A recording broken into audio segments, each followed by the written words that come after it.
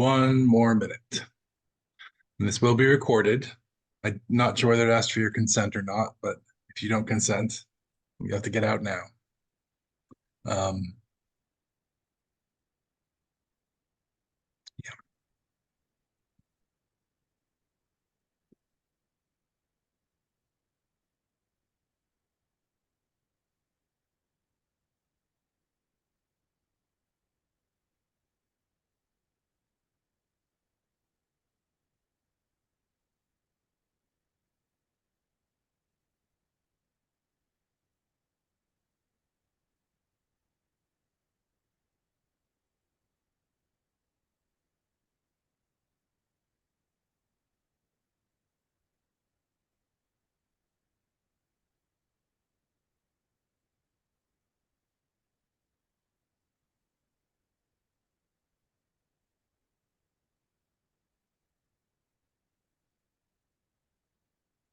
Okay, we will get started. Um, so I'm Jake Moss, for those of you I haven't met or presented to. I direct the Office for Proposal Enhancement. And with us here today are also Rachel Ankierski and Becky Kirkland, who are the other members of the Office for Proposal Enhancement.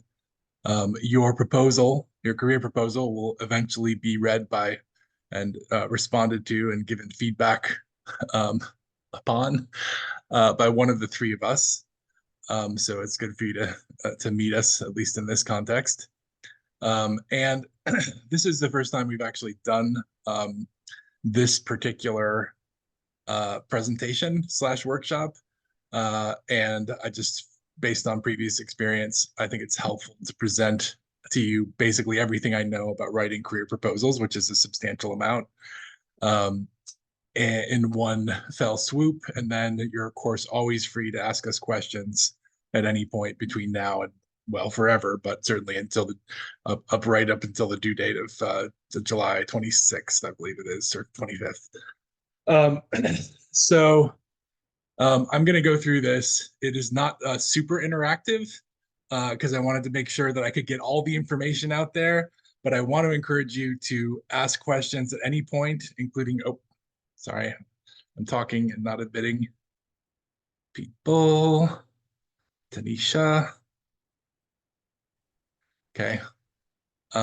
Becky, I think you're a co-host. Can you watch out for people who might be late arriving? Okay. Um, So I want to encourage you to ask questions at any point by raising your hand or just shouting me down. That's totally fine. This is for you. And then I'll try to stop at the end of each section, more or less, to see if there are questions about what we've just covered.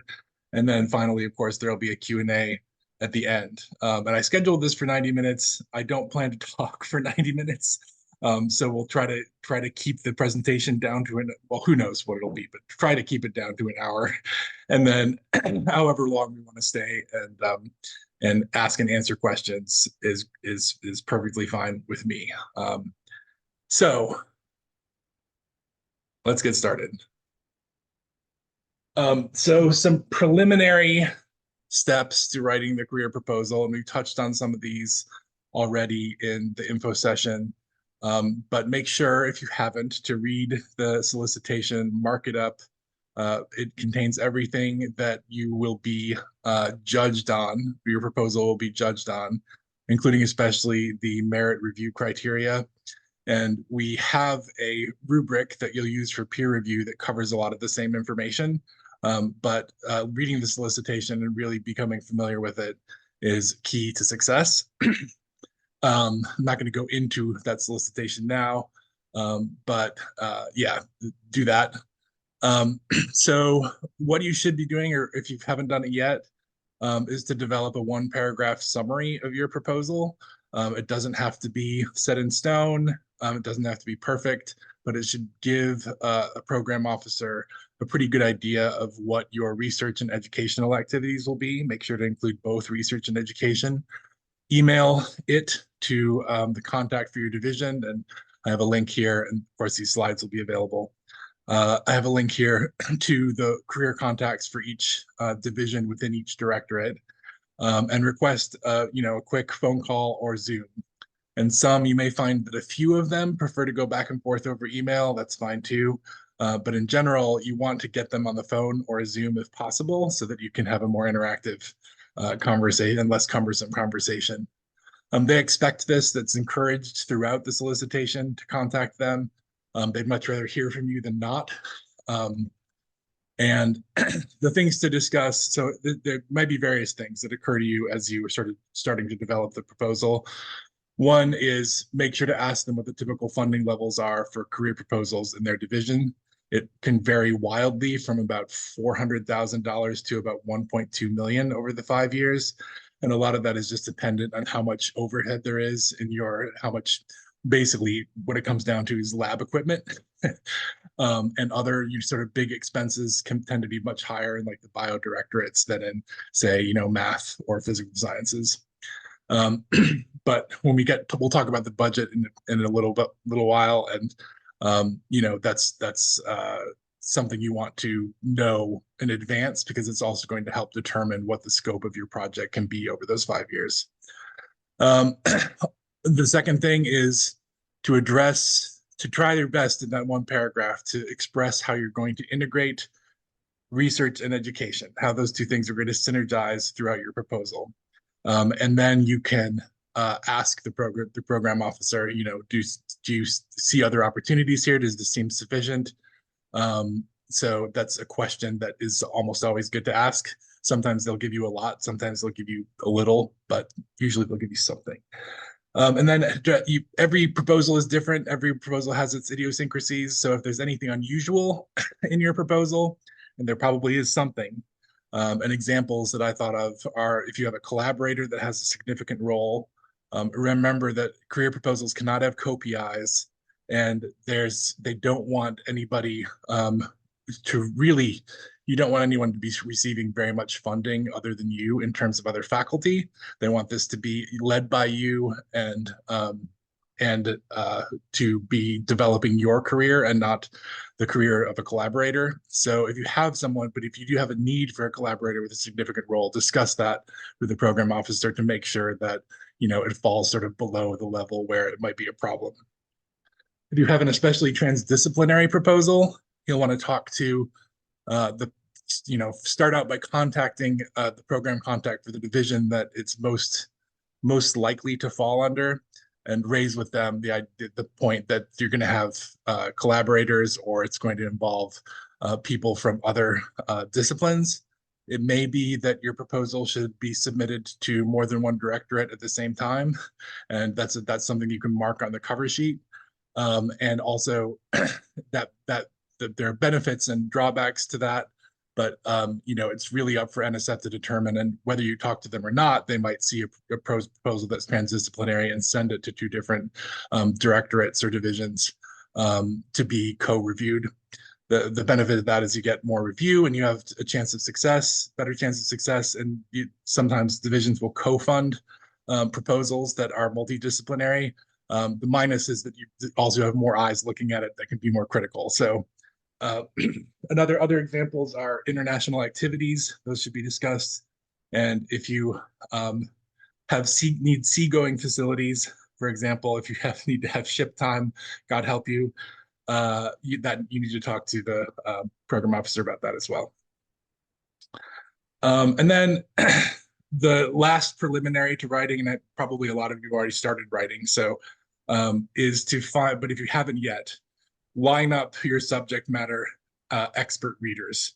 And these are probably faculty within your department. They might be senior faculty, they might be peer faculty, but you need somebody, because that's not part of this program, is not necessarily to go in depth into the methodology and approach and experimental design, because you're going to be reading people's proposals who are not in the same discipline. And we'll talk more about that in the peer review, the companion peer review workshop on June 3rd. But find subject matter expert readers and establish a timeline for review. So be pretty firm about obviously the date you want to give it to them is when you have a complete draft. So it should be the same date you're giving it to your peers, which is June 10th. And you can give them a little longer to provide you feedback, but ask for feedback by a certain date that's manageable. Give them reminders, And then when you give them the proposal, just give them some guidelines for what you're particularly interested in them looking at and specific problems you might have that you sticking points that you have in the proposal that you might want them to address, because people are way more likely to respond quickly when they have a clear assignment. Any questions about any of that?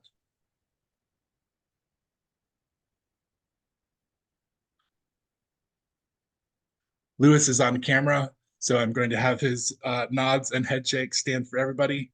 Thank you, Lewis. But just pipe up if you have questions again. Okay, so this is actually a little bit more generic slide. But for any proposal that you're doing, we recommend building a timeline and checklist like this. And there are lots of reasons to do that. The most obvious one is so you don't forget anything.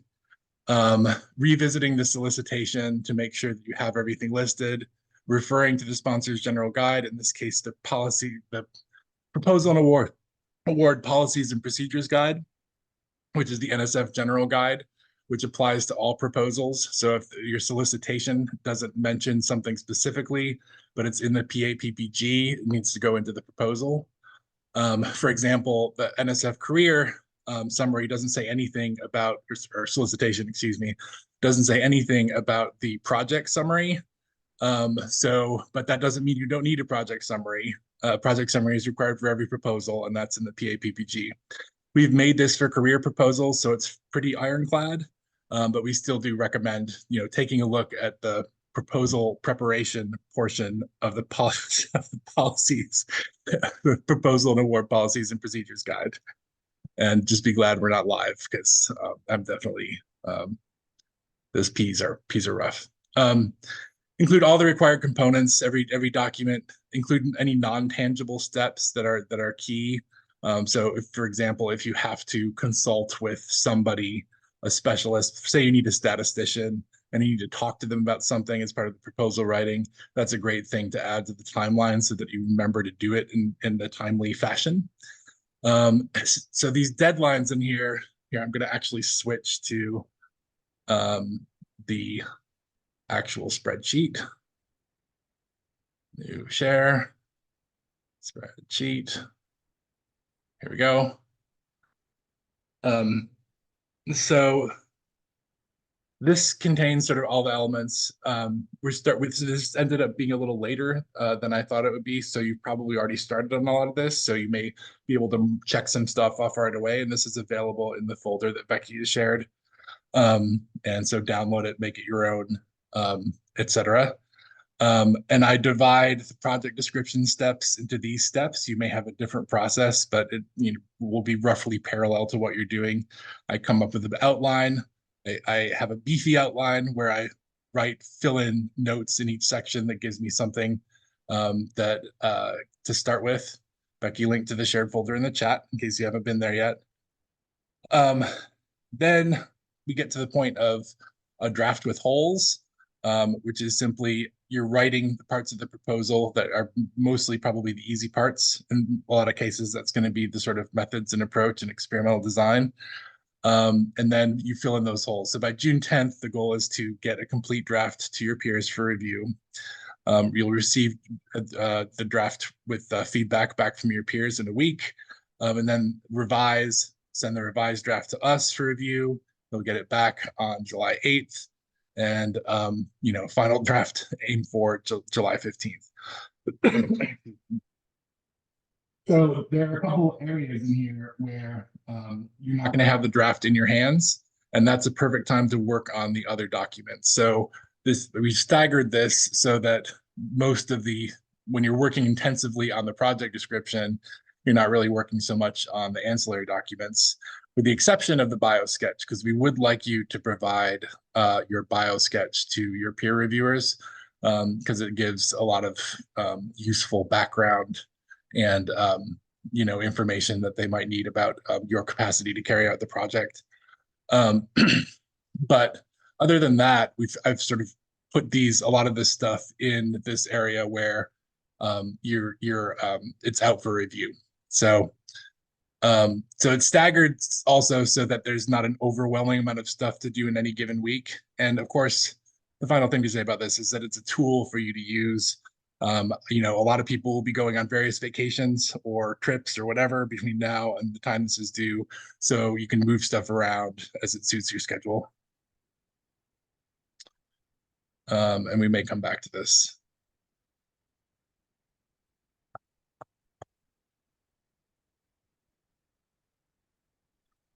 Okay. Some general writing considerations, and these hold true for pretty much any grant. So if you've never written a grant before, it's a very unique genre of writing.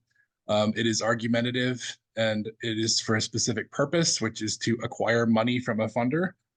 As unpleasantly mercenary as that seems to some of us, that's the way it is. So it is very unlike writing an academic paper, where which is a little less adversarial usually, and also a little less focused sometimes. There's more room for interesting ideas depending on your discipline in an academic paper. But in a grant, writing a grant, every sentence should serve a purpose. And we'll talk a little bit more about what those purposes are in the lengthy project description section upcoming. Get excited. Um, and I have, so avoid words like interesting or exciting.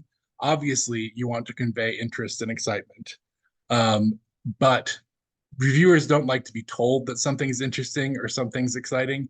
If you say, this is really interesting, their hackles will immediately go up and they'll say, oh, is it really?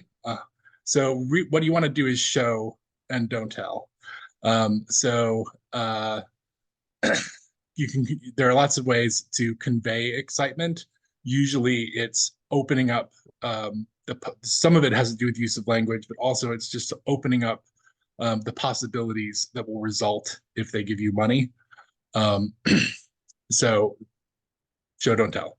And then signpost, that's a general, very important for grants because reviewers are reviewing often 20 to 30 proposals, which is a slog.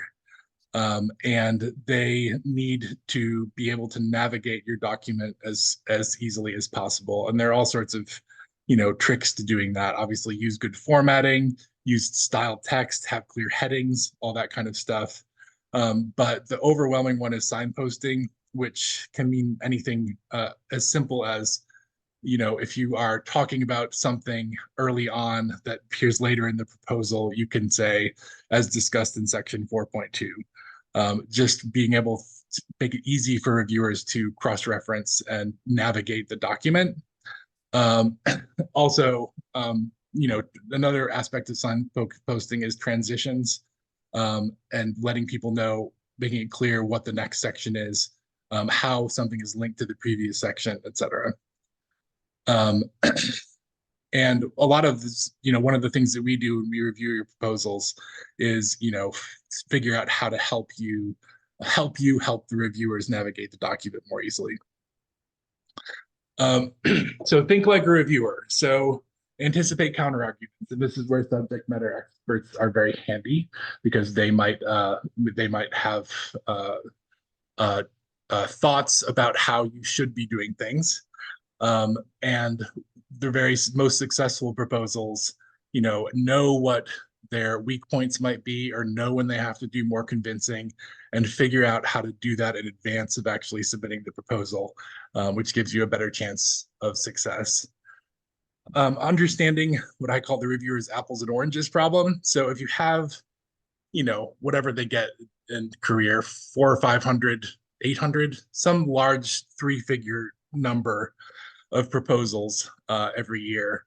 And a lot of them are very scientifically meritorious, but they're on different subjects.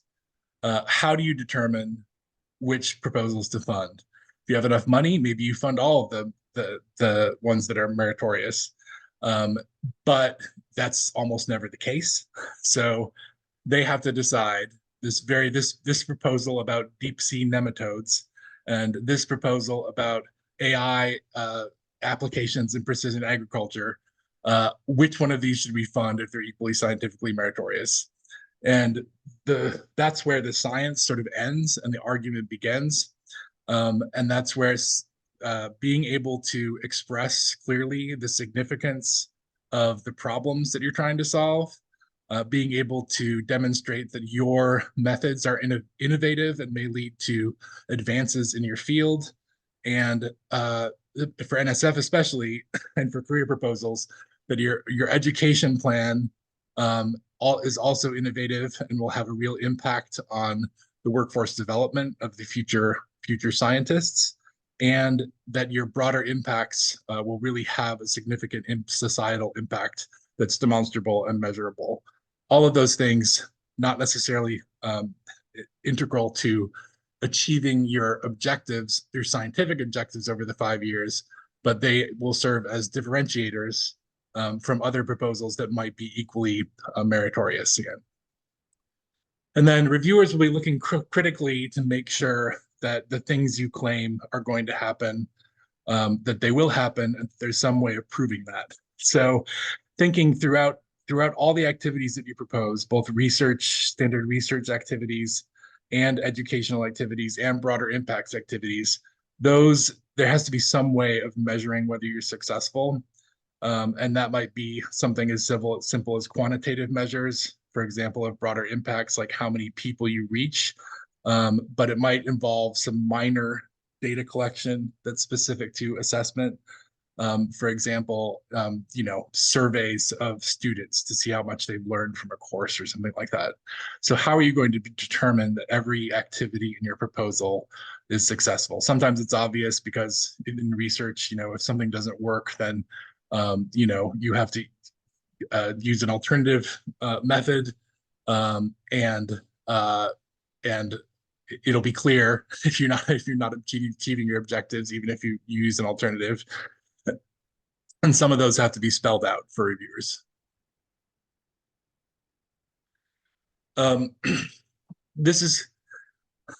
trot this out. It is basically unachievable, but it's something to strive for. This is kind of a little bit similar to the 5-paragraph essay that some of you might have been taught in high school or earlier. It's basically the idea that every component, whether it's a paragraph or a section of the proposal, should go from the general to the specific and then back out to the general, because you want to help reviewers maintain an understanding of why all the details you provided are significant, why one step logically leads to the next. And it can be hard to do that once you get into the weeds, especially in the methods and approach section. It's easy to get lost in details and not explain how this fits into the bigger picture. So in as much as possible, start out with a good topic sentence. I stand by that. And get progressively into the details of the section, explain how something is a logical step in a sequence of activities, and then it's impossible to draw completely out at the end of every paragraph, but periodically and when necessary, reminding reviewers how this sort of very specific set of this data collection or this particular experimental activity is related to the goals and outcomes and impacts of the proposal. You don't always have to go all the way out to the big scale objective, but this is another sort of aspect of signposting, is being able to keep people connected to the larger picture throughout. So that's something to watch out for, and it's also something that we look for when we review proposals. Some specific considerations related to writing a career proposal. So the gold standard for career proposal is that your research informs your education plan, and your education plan informs your research project. And that's not always perfectly achievable. It's easier to do with some proposal topics than others, but they do expect to see some degree of integration of research and education. And so the very basic things you need to do is don't from your introduction, it's going to be somewhat research focused, but don't launch from that into your methods and approach and what you're going to do without mentioning your education plan. So we recommend that people include at least one paragraph at the end of their sort of introductory section that gives an overview of the education plan early on so that reviewers can be thinking throughout the proposal about how the research and education might be integrated. And then to the extent possible, find places to reference your education plan throughout the research section. So, if you're, for example, if you're studying exoplanets, planets from outside of the solar system, um, you can, and you plan to have students collect visual data from telescope pictures, and that data can feed back into your research. When you get to the parts in your research section where you're talking about how that data will be collected, you can refer forward to your education plan, which will be later on, and provide a little foreshadowing about the fact that your undergraduates are going to be involved in this data collection. And obviously, the more specific you can be, the better. You'll be able to do this to a greater or lesser extent, but look for opportunities to do it as you write, because that will help to show the integration and synergy. Second consideration, so unlike a normal, you've probably heard this before, but unlike a normal, 5-year research project grant that has a clear beginning and end point, it's less that the project is the project and more that you are the project. NSF is investing in your career. That's why it's called a career proposal. They want this to be the foundation, sort of the springboard for the rest of your career. So unlike in a normal grant, you can, but you don't have to. I've seen it work both ways in funded proposals, provide some professional and personal background that can sort of tells the story of your journey as a scientist. And that can be, a page or two, it could be a paragraph, but it's also a good place to emphasize your long-term goals. So beyond the 5 years, what is your career going to be in 10, 15, 20 years? And how is this proposal going to provide the foundation for that future career and those activities? So the mercenary way to put it is, what is NSF's potential return on investment for investing in you as both a researcher and an educator? So when you're talking about your long-term goals, they should include both your scientific career goals and your educational career goals. And those can be, this is a place, especially this place is somewhere where you can convey excitement, because you're really speculating, in 20 years, I want to completely transform education about marine nematodes or whatever it happens to be. Any questions about any of that?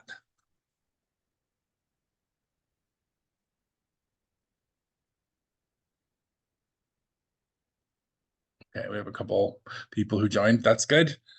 Welcome. And again, if you missed something, it could be important. And there will be a recording available, and these slides will be made available after the session. Okay, so this is actually taken from an NIH website, the National Institute for Allergy and Infectious Diseases, affectionately known as NIAID, has a pretty great grant writing website. And I've sort of modified this to be more generic for all types of proposals, not just NIH proposals. But these are kind of the essential components. Specifically, this was about how to write a specific aims page, which in an NIH proposal is a one-page, sort of lays out sort of functions as a roadmap for the rest of the proposal. But these are components of any proposal that is doing everything that it should do. And we're going to go through them in detail. This is sort of a summary slide that you can use for reference when you have access to this.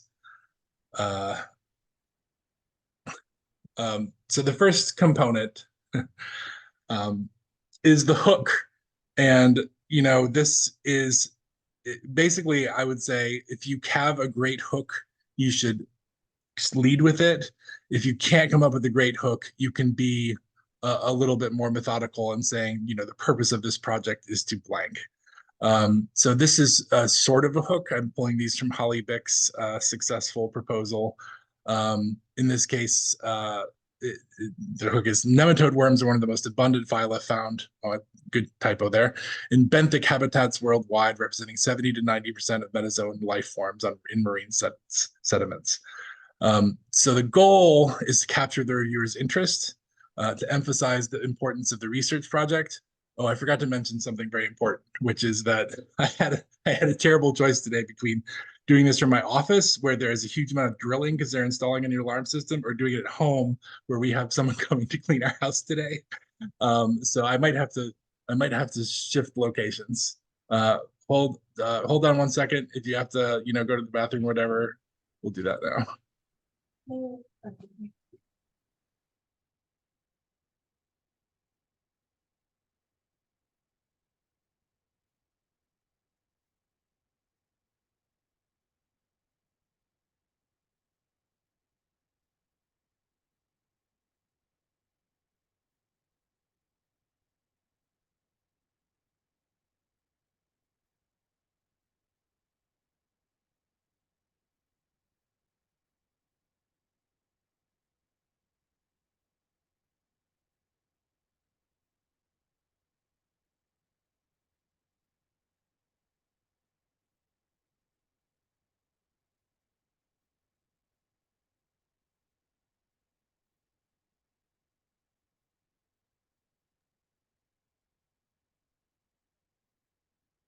Okay, I apologize for that, but I think we're all set.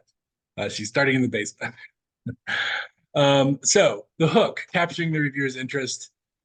This particular hook is not astounding or anything, not dramatic, but it does lay the groundwork for the importance of the work to come.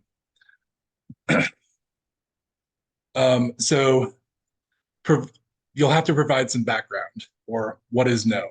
And the purpose of this section is to inform and educate. And so one of the tricks here is figuring out what your reviewers will and will not know about the topic. But you want to start from what they know and lead them to what they don't know. So, probably people reviewing a marine science proposal about nematodes will know maybe even that basic first fact. But the specifics, they're going to be too much of generalists, or likely from other subdisciplines, to be able to know everything there is to know that's relevant about marine nematodes. So starting with the oldest known facts relevant to what currently represents the frontier of your field is a good idea. And you're going to be getting feedback from people with a wide variety of knowledge of your area, from us who are scientifically literate lay readers to the subject matter experts that you've engaged. So we'll be able to help you sort of gauge how much information you need to provide in this section. But it's important to lead up to the specific knowledge that reviewers will need in order to be able to understand your research. And the goal, is to provide exactly enough information, because space is limited, and there's really a lot you can do with that space. So going on and on about especially more tangential stuff that isn't directly related to what the proposal is about is going to waste space that could be used, better used for other purposes. Maybe the most important thing is establishing the gap in knowledge. This is where this is also, well, talk about it a little bit. So in this case, one gap in knowledge she identifies is we still know little about global patterns of biodiversity and phylogeography for free-living marine nematodes. And you can see that that's a claim that needs to be backed up with references. And this is often a place that reviewers try to attack in terms of, is this gap in knowledge really as severe as you claim? Have you done all of the legwork to determine that this is really a hole in research? One of the things, a reason proposal can get rejected is because you don't know about some research that the reviewers know about, and then they look at your whole project as being sort of a little bit compromised by not having a clear enough gap. So the gap dictates the logic of the rest of the proposal, because all the research should be working to fill that hole. The gap in knowledge should link back to the next step in what is known. And another way to think of a gap in knowledge, is a problem statement. Um, demonstrating the critical need, and again, this is goes back to that apples and oranges problem I was referring to. So if you can have an excellent statement of critical need for your research, it will will serve you well when those reviewers are trying to make those comparisons between equally meritorious proposals. So just to read this, unsurprisingly, valid species descriptions from the deep sea represent only 16% of all known marine nematode species. Thus, there's a pressing need to characterize global patterns of marine nematode biodiversity before benthic habits are irreversibly impacted by climate change, bottom trawling, and deep sea mining. This is a really great statement of critical need. Um, because it fulfills a lot of different functions of this. First of all, it explains the knowledge that's needed to fill in the gaps that she identified. Second of all, it addresses the consequences of failing to meet that need. And in this case, this is a time sensitive.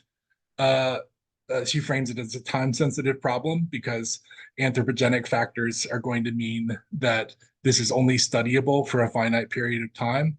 That gives you a leg up on people whose stuff is not time bounded. And that's not going to be the only criterion for selecting a proposal, but it's very strong to be able to say, these things are going to make this research almost impossible in 10 years. And she didn't say it that extremely, and who knows if that's true because no one can predict the future. But it's very suggestive of the importance of the problem and may generate a sense of urgency for the reviewers. Proposal objectives, that's pretty clear cut. What will you accomplish? Link back to the critical need and your statement of need. It should be positioned as the next step toward your long-term goals or goals.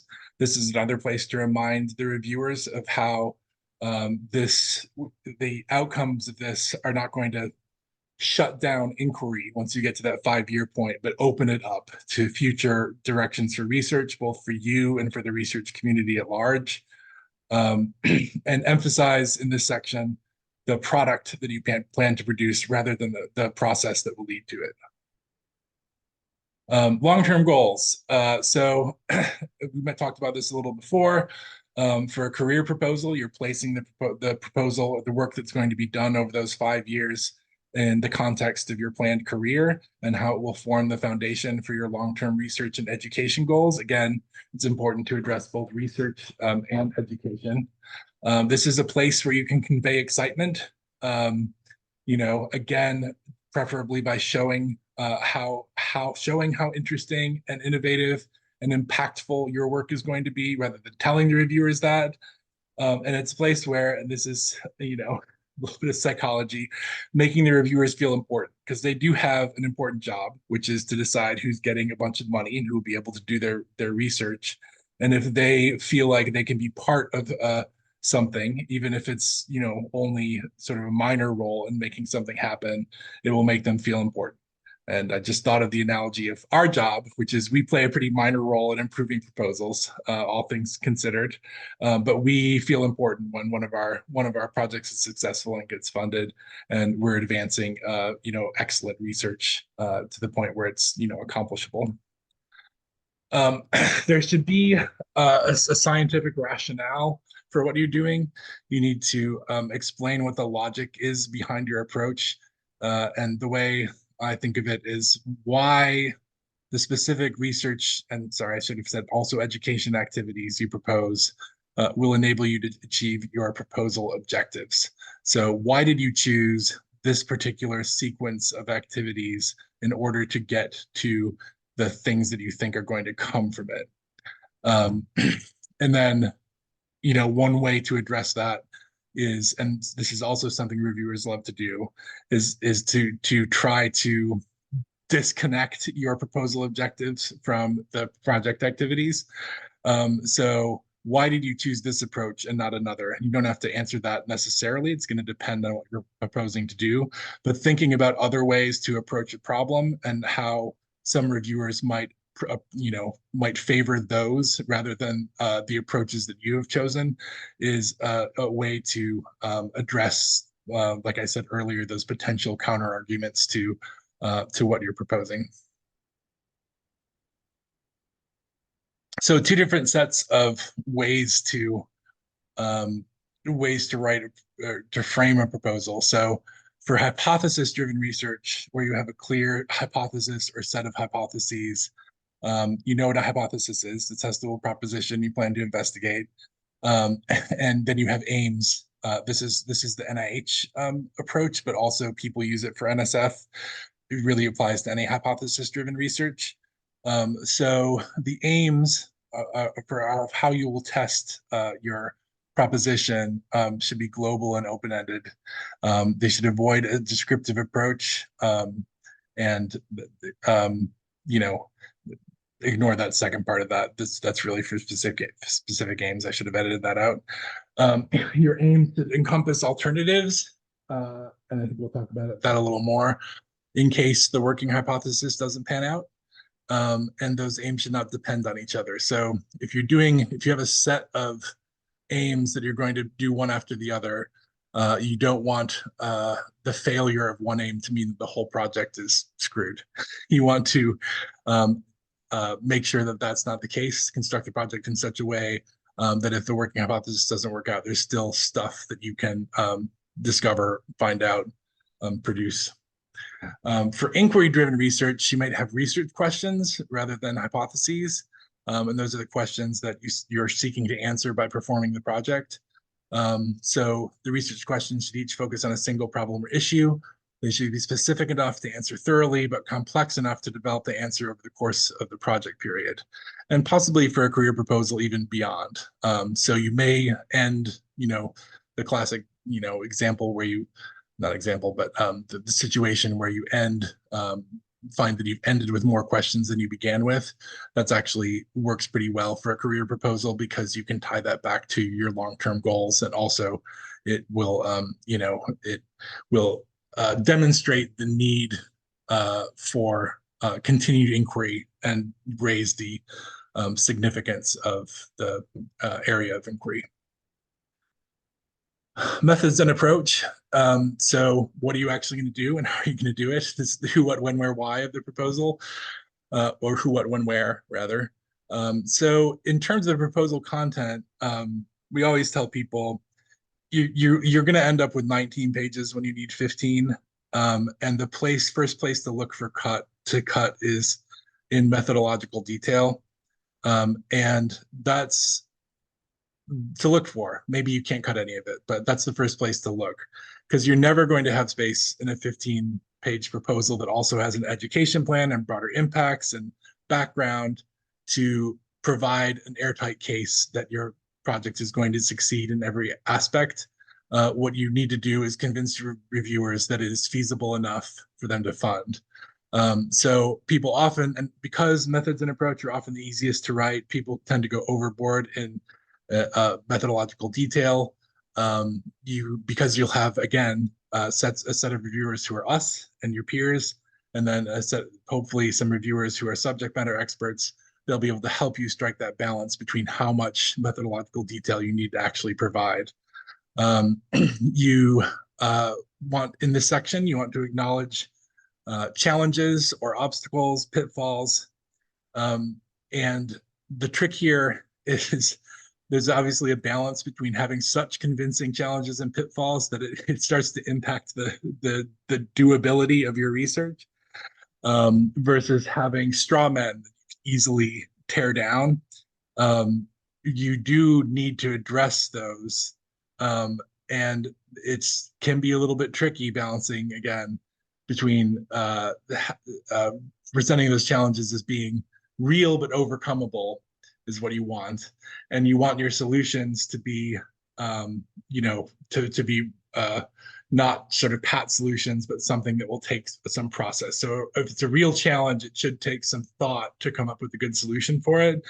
And that's something, again, that we look for when we review proposals, how convincing those sections are.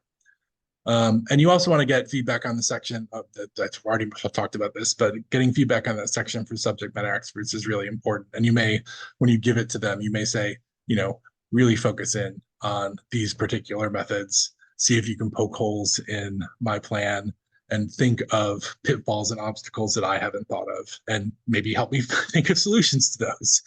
Um, an important component of any proposal is demonstrating your capacity and qualifications to carry out the project. Again, this goes back to return on investment. What are the risks in actually giving you money? So, you know, for a career proposal, there's one advantage in that you're expected to be early career and have relatively limited experience and limited resources compared to much, you know, more advanced people who are more advanced in their career.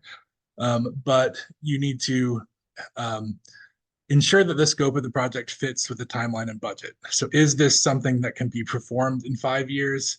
Is it really going to take longer than that? Is it going to take more resources than you know, claim that it will take? Don't try to be thrifty and say, I'm going to do all this stuff for not a lot of money, because the reviewers are not going to buy that. That's really kind of the number one way to get rejected. But also you need to make sure that it's you're doing enough that it's not going to be uh, doable within 3 or 4 years, for example. So there are various places where you can demonstrate this. One is, of course, in the project description. That's the main one.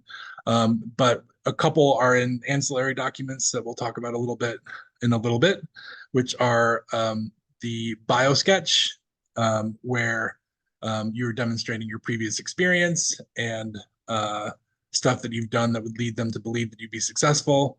And the facilities, equipment, and other resources statement, where you can provide stuff that shows the physical resources and the intellectual resources that are available to you that will help you stay on track and be able to complete the project on time and under budget. Expected outcomes and deliverables. So here's the mercenary question again. What is a sponsor's potential ROI? So the most basic form of deliverable sometimes is, you know, if you're working in technology that's commercializable, you would want to mention that. If there's any potential for patents or licensing, that's one very tangible form of deliverable.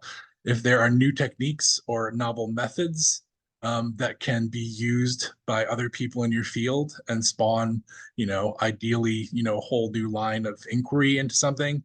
If you are doing a more social sciencey proposal or one that has social science components, you may be developing material that would be useful for policymakers. And in that case, you would want to, in all of these cases, you'd want to, you know, make it clear that there's a dissemination plan for stuff like this.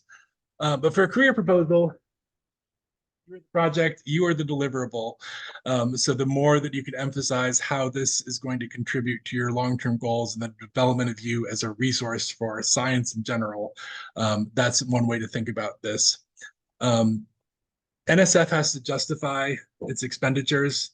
There are little Congress critters who tend to comb NSF's award database for stuff that they can make a fuss about. So NSF is very concerned with the decisions that it makes and making sure that they are sort of not ironclad, but they are defensible to Congress, you know, who they're dependent on for funding. So one way to think about this is you're helping NSF to justify spending money on you. So what are you getting? What are they getting out of it? Depending on how complicated the timeline is for your research, it's good to provide just a basic graphical timeline in a career proposal.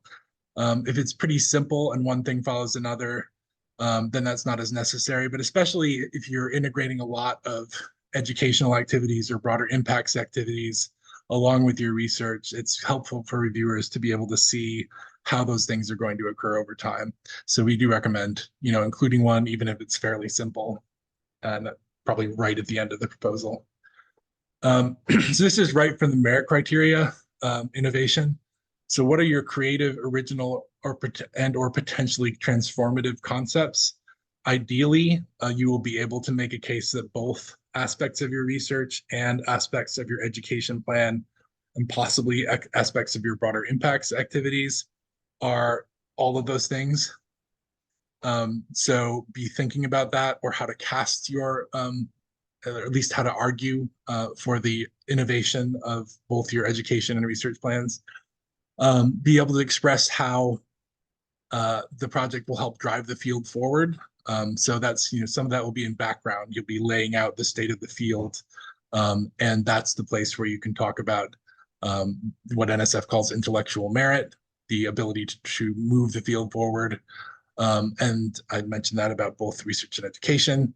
And ideally, there can be some incremental progress in a career proposal, but there should also be those opportunities for leaps forward that can get reviewers excited about funding you. NSF, I forgot to include this. So NSF requires broader impacts, and there's a really great page on broader impacts that I forgot to link here. We'll send that link out after this, Becky, to the NSF broader impacts page. When you have as your idea starts to take shape, and probably all of you are at this stage already, go to the NSF broader impacts page. Probably just Googling it will turn that up. And there are 9 different types of broader impacts that NSF is interested in. And for me, by far the easiest way to think about it is to just go through those in the context of your project. I think Becky's linking to it in the chat. Go through that in the context of your project and think about what potential your project has to make those kinds of impacts. And it's more things than you might think. It's economic impacts, national security impacts, building relationships between institutions or communities of science, and then also, the sort of usual elements of increasing diversity, having impact on the workforce. Getting more, obviously a big priority for NSF is getting more students into STEM majors and STEM careers. So those are all ways to think about things you could do to make your research have those sorts of impacts. And so these are the most basic questions. What are the potential economic or societal benefits? What new frontiers will your project open for further research? That kind of borders on intellectual merit. It's kind of a little gray area there. And then what communities will your project help in some cases?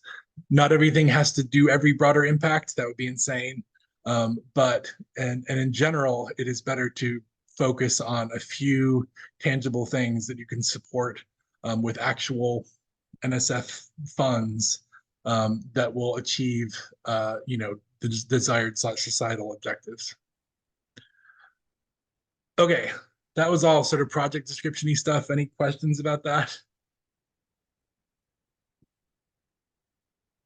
Time. 11:54. Okay. Jake, do we need to be careful about how we talk about any of the underrepresented groups, or are we just kind of not worrying about that from a UGA perspective? So I am telling people we're not worrying about that. The actual to the extent that any laws or policies are currently in place, they impact a very slender set of activities.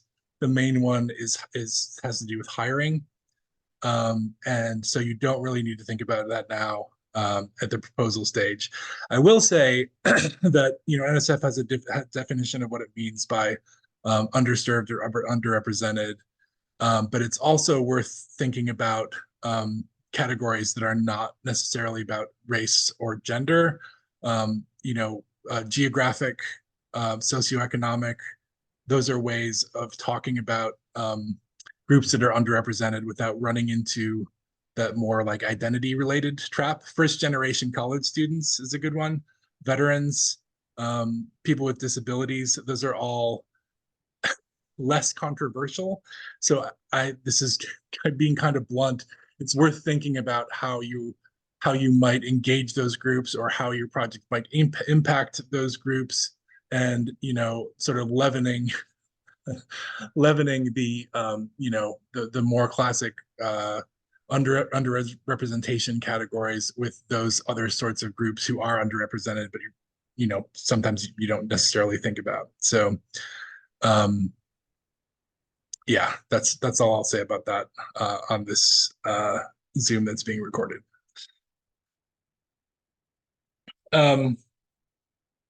Ancillary documents. So of course, we're happy to answer any questions about this. And before I go further, I should say, we are happy to review the pros components of your proposal. We'll look at your project summary as well. But mostly you will likely be working with whoever you work with for grants. So, if you don't know who that person is, let us know and we can hook you up. But it's likely to be somebody in your unit. If you're in Franklin, it's going to be REST, which is the Franklin Grants Office. They will be working with you on most of these ancillary components, especially budget. But I wanted to give sort of an overview of how each of these impacts your argument for funding. So it's going to be less like the technical nuts and bolts of what goes into a project and how you should think about how these can contribute to improving your proposal overall. The project summary, I think people ascribe a little too much importance to the project summary. God, it's another typo. I typed this all out without without editing it the hour before this presentation. So, so the project summary is an important document, and that it's required. It lays out the overview of the project, presents the intellectual merit, and talks about the broader impacts.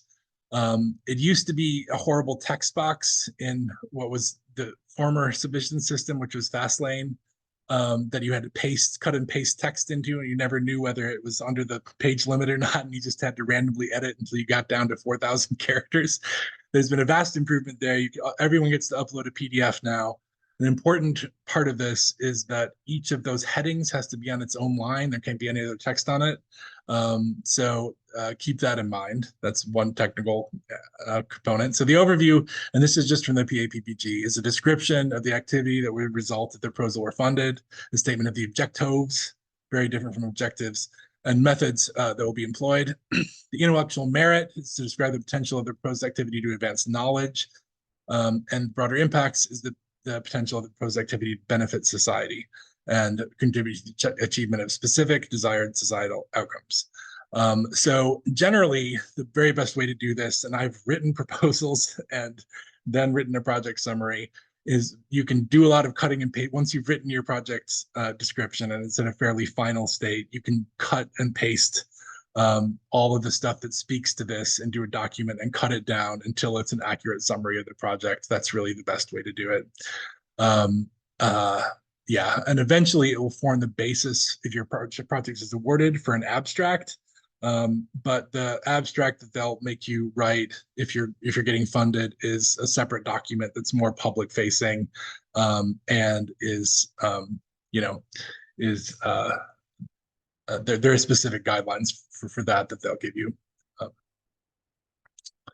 Biographical sketches now must be created in Science CV. So if you haven't been there yet and created one, go explore it and have fun. And your grants person can help you with any technical issues related to that. Just a couple elements that are important. So you'll be providing 5 closely related and 5 other significant products. It's worth thinking about what the most closely related are, because reviewers will look at those. And other significant products, think creatively about how those might present you as having the capacity and skills needed to perform the work. The important thing is you can't use things like conference presentations unless they are citable and accessible. But a product can also be a patent. It can be a journal article, of course. There are various things that can constitute, it can be an invention. So they changed that a few years ago to sort of broaden what people could include. But citability and accessibility is the watchword there. Synergistic activities are a really important section because reviewers do always look at your biosketch, and they are looking for you to demonstrate that you'll be able to do everything you're saying you're doing, and that's the broad spectrum of activities from research to education to broader impacts. So you get 5 synergistic activities. Importantly, each one has to be a discrete activity. You can't have lists of stuff that are related, but you can also describe them in some detail. Technically, there's no limit on how much you can say about a specific synergistic activity as long as it's discrete. So it can be a few sentences even. The only limit is the 3-page bio sketch limit overall. So think about research, instruction, and service activities, especially ones that have a bearing on broader impacts, and demonstrate prior experience that it speaks to your ability to carry out activities in the project description. The budget and justifications, the fun part. So you'll be creating an internal budget. Fastlane has its own budget forms, but we always want to use something that expresses all of the costs in ways that are easy for our accountants to understand if it gets awarded. So whenever there's a proposal gets awarded, it'll have the sponsor's version of the budget and then our shadow budget or internal budget that expresses those costs in a way that's easy to account for. And it's also easier to budget that way. So you can use our template that's on our website in the boilerplate templates and tools section, or Arrests has their own template, and your unit may have its own specific template, and you'll be working with your grants person on that. Aim for the high, so you've had a conversation with the program officer about what the sort of range is. Aim for the high ends of that range or a little above it, as long as it's justified by your costs.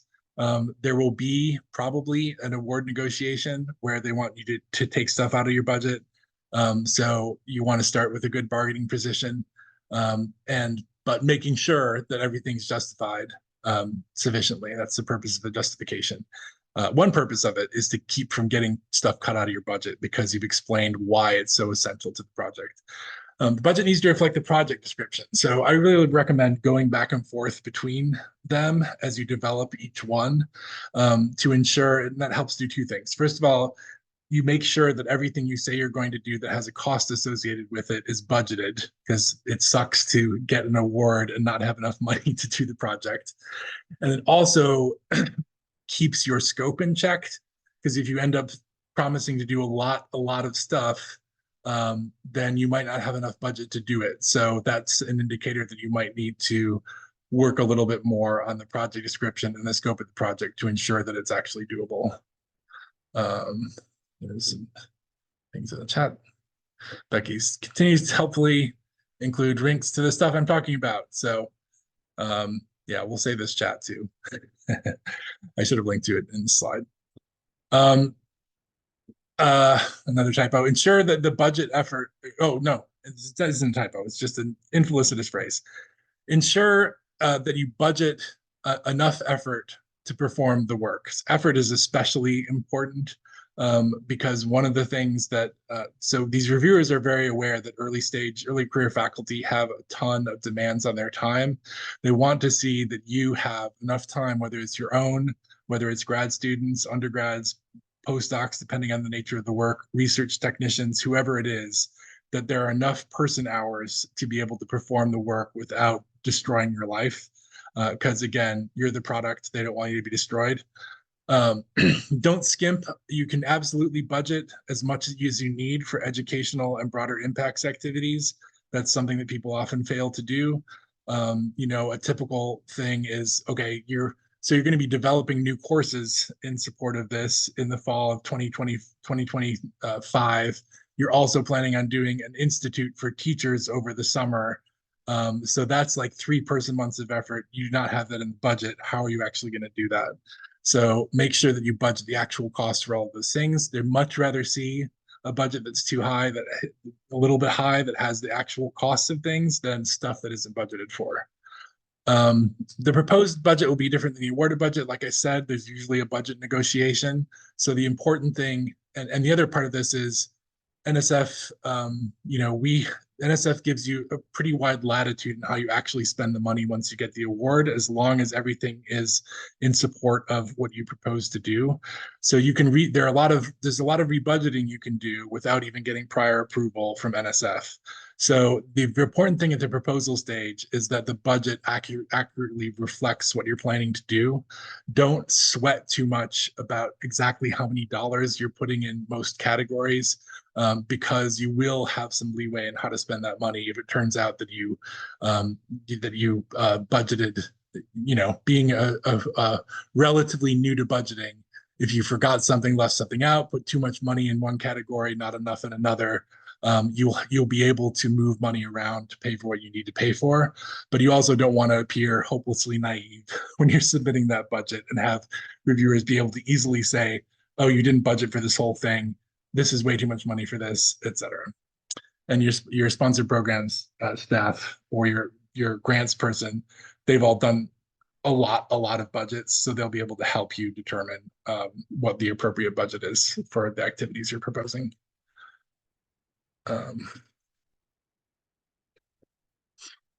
Facilities, equipment, and other resources. This is a useful section that people often just submit boilerplate for. I'm here to tell you not to do that. This is another place you can show capacity and feasibility, both as for you as an individual and the institutional resources, the strength of the institutional resources that'll be supporting your project. So this is where you should describe your lab and any other facilities needed for the project, including space and equipment. That's the standard thing that everyone includes. You can also describe the core facilities, any center and institute facilities that might plausibly be used. They don't necessarily have to be written into the project description and say, I'm going to do this, but they're things that might help to support the project as you're carrying it out. And you can also describe relevant factors of the intellectual environment. This is really useful for career proposals because they're solo proposals. You're the only PI on them. You're first time PI doing this for the first time in many cases. So being able to say that you have a supportive intellectual environment with lots of people who can give you advice and answer questions for you makes the proposal stronger. And being able to show that you have protected time to carry out the project is also very useful. Those are things you can discuss in this section. If necessary, so sometimes it's obvious how something is going to be used for the project. Sometimes it's not as obvious, and you can very briefly explain how the resources you're talking about are relevant to the project. So like this is the computing system. You describe a computing system that could be used for lots of stuff. This is the computing system that will be used to do this, accomplish this particular aim in the project. It has to be brief because you don't want reviewers to feel like you are using the facilities section to circumvent the page limit of the project description. So you can't go into a whole lot of detail about how you're going to use something. That needs to go, it's that important, needs to go in the project description. But you can connect it to the project description to show that you're not just throwing in boilerplate into the resources document. Don't include extraneous boilerplate. Don't list everything under the sun. Bad for a couple reasons. It's not clear how it's related, and then reviewers are not going to review a 14-page facility statement. They'll skim it at best, and it might annoy them. Importantly, no quantification. Don't include any dollar amounts in your facilities, equipment, and other resources. That can be construed as being voluntary cost share, and we don't like that. So even if something has a dollar value, just express it in terms of a resource that's available to the project. Don't give that dollar value in, and it says that right in the PAPPG. Don't do that. So this is just a list of the other ancillary documents. And these are things that your grants person can help you with. Current and pending support, it's a kind of pain in the ass form that you'll need to fill out. Fortunately, at an early career stage, you're likely to have less of that. The only important things to note there is that this career proposal should be included as a pending proposal, and it can be called this proposal. Collaborators and other affiliations is a fun spreadsheet you get to do. References, NSF is agnostic in terms of how they want references, depending on your field and type of project and how many references you might do inline citations. You can also do endnotes. For data management plans, we have a subscription, I guess, to this thing called dmptool.org that helps you, basically asks you questions and helps you generate your data management plan. The one downside of that is I don't know if this has changed, but last time I looked, the output was in a format that you couldn't directly submit. It outputs into a PDF where the font is too small. But the questions there are very useful. It's a very useful, sort of painless way of figuring out what your data is, how you need to manage it. The departmental letter is a very important component of a career proposal. And it wasn't on the initial checklist. That was an oversight. I added it. That has to come from your department head. It can be 2 pages that's described what needs to go into it in the solicitation. You should write that letter yourself, obviously, make it as easy on them as possible. And provide some context if they need to know more about what it's a place where you have to glorify yourself a little bit. And everyone has it in them. So I trust that you'll be able to do it. It's also an important thing to get started early. So I put it pretty early on the timeline because, again, people go away. They have multiple things to do. You want to be able to start early and then give them reminders. So important component. It's important enough that if you don't include it, your proposal gets returned without review. Letters of collaboration are other. So a lot of NSF proposals have these. It is really for collaborations of resources that aren't obviously available to you. So you don't include one from, a facility at UGA that's so free for everyone to use. You might include one for a facility at UGA where you're asking for them to go above and beyond what they normally provide, or you have a specific need that you need to demonstrate that someone's going to meet. You would also use it for a third-party organization if you're collaborating, like for example, if you are doing a broader impact activity that involves a museum, you might have a letter of collaboration from them that indicates their willingness to participate. Note that there's a very specific format for letters of collaboration. It basically just says, if the proposal is awarded, we commit to providing the resources or services as discussed in the project description or facility statement. So you have to, in those areas is where you have to describe what that nature of that collaboration or that resource they're providing is. And then the letter is just their signature saying, yes, we commit to that. So if you have those sorts of things, that's also an important thing to get going relatively early, because they're going to want to see, or they should want to see, more or less the exact text that you're putting about them in the proposal. They might even want to see your whole project description to see how they fit into it. So get those going early if you have those sort of needs to demonstrate those kinds of collaborations. And the other thing that's relevant, specific to career proposals, is PCASE. PCASE is the President's Early Career something, something, something.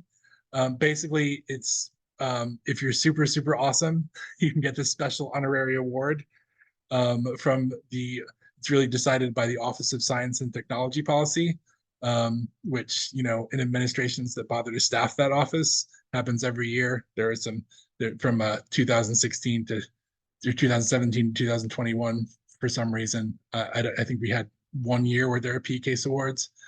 But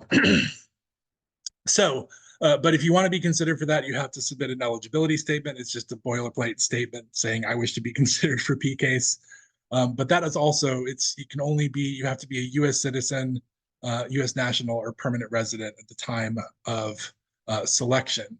So when you're submitting that statement, you're certifying that you qualify for the award. So don't submit it if you don't qualify.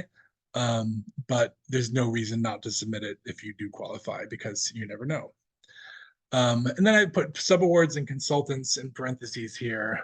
So I think most of you are probably unlikely to have anything that rises to the level of a subaward.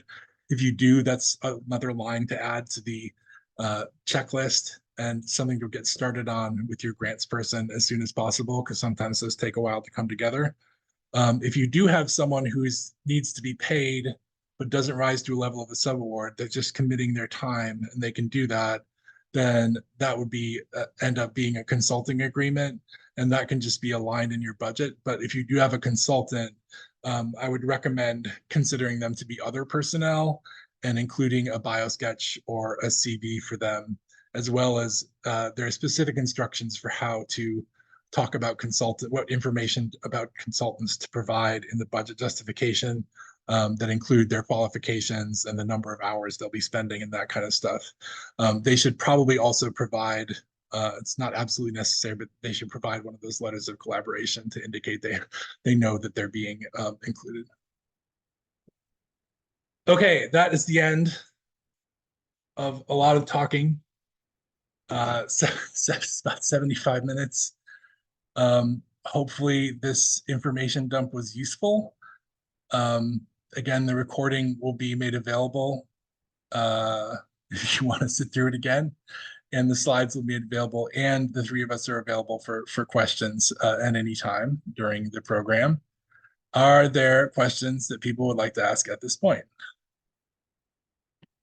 including ones that might be a little specific to your stuff but of general interest? Yeah, I have a question about the education part. I don't know if you specified it somewhere, what is considered to be educational activities that can be, adjusted to our research program. Yeah, so there's a long list of potential educational activities that's pretty comprehensive in the solicitation. And of course, it's going to be project specific, but and sometimes, depending on what your subject is, there are scientific disciplines that are more or less accessible to a more lay audience. So if you're, in cases where your what you often see is people who have a very specific research domain that's highly technical and abstract. Some of their educational activities are necessarily at a more general and accessible level. They're related to the work, but not necessarily stuff that you could feed back into research. For example, if you're doing something about nanotechnology, you might work with high school classroom teachers to develop a unit or some lessons related to uh, related to nanotechnology on a more general level. It's accessible to students and that fits into their curriculum. It's always important when working with high school teachers and satisfies science standards. But is not necessarily stuff you're going to feed into your research. That's still a valid educational activity. In cases where you can think of ways, especially with undergraduates or graduate students, if you have a course or a unit that you're teaching to graduate students, and there's a research output from that you can use in your actual research, that's ideal. And then because that's educational activities feeding into your research. An obvious way for research to feed into educational activities is to actually, is to develop course units where you present research outcomes and use case studies from your research in order to, develop a curriculum for graduate students. So it's going to be very specific to what type of work you're doing. And the expectations aren't unreasonable. Like I said, if you're doing extremely abstruse research, likely the way that you're going to be able to connect it is through graduate students or maybe undergraduate students. If you're doing stuff that's more accessible to the general public, if you can do citizen science type activities, for example, where people are gathering data on, um, the hibernation habits of salamanders or something, and you can have people go out and collect data and upload it into iNaturalist or something like that, and then feed that into your research. That's the easy kind. But the other thing to consider is you both have to have education plan and broader impact. So, and there's often kind of some overlap between there, but if you are able to disseminate your research in a way that's accessible to the public, that sort of thing kind of serves as both a broader impact and an educational activity. So that can be another way of, depending on what your research is, of kind of covering both of those requirements. That sort of answered the question. We'll help you when we see your proposal too.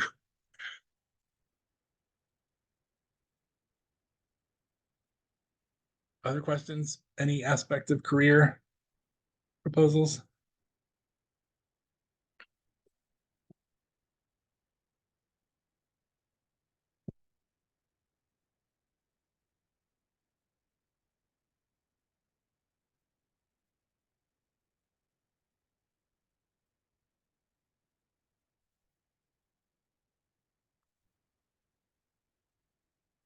Okay. You don't have to have questions. It's not required. And again, we are available for questions at any point. So don't hesitate to contact us. So this is one of two workshop presentation things that we're doing.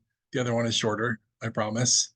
But we really want to help you guys get and give the best possible feedback to your peers, and there are some best practices for doing that. And for that, there might be some stuff you're already familiar with, but if you if you haven't done a lot of peer review, or you I think everyone will benefit from a little more structure in the way you approach that. So that's what the second session is going to be about, and that's on June 3rd, I think also at 11 o'clock. So, and I know that all of you can't make it. We scheduled that at the best times we could, but that recording and those slides will be available afterwards. So, all right. Well, thanks everybody for coming. And again, any specific questions, just let us know. And yeah, get to work, I guess. Or vacation and then work, or whatever your schedule is. All right. Thanks, everyone.